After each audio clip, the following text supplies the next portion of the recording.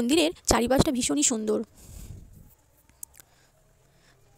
তারপরে দেখো ফাইনালি আমরা মায়ের দর্শন পেলাম, মা কালী মায়ের মন্দির এটা।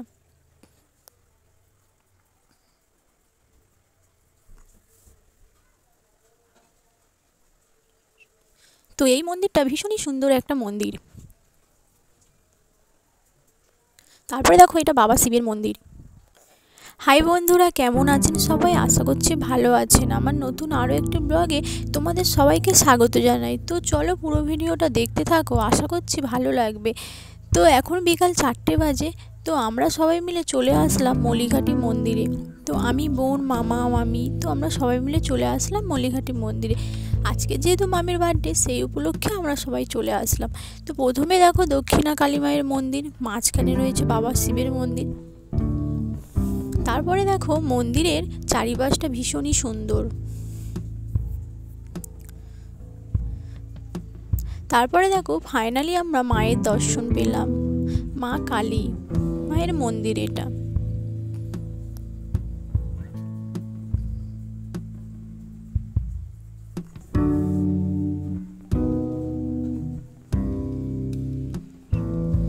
তো এই মন্দিরটা ভীষণই সুন্দর একটা মন্দির। তারপরে দেখো এটা বাবা শিবের মন্দির।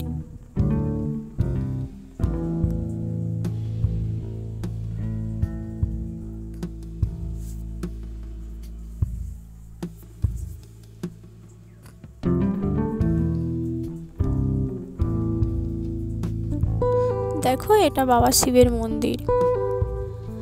তারপরে দেখো মন্দিরের পাশে যে এই মন্দিরটা আছে, এই মন্দিরে বহু দূর থেকে বহু ভক্তরা আসেন, বিশ্রাম নেয়, মায়ের পুজো দেওয়ার অপেক্ষা করেন। তারপরে দেখো সন্ধ্যা হয়ে গেছিলো, তাই মায়ের পুজো শুরু হয়ে গেছিলো।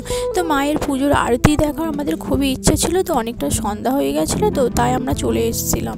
তো তারপরে দেখো আজকের মামির বার্থডে, তো মামি এখন কেক কাটছে।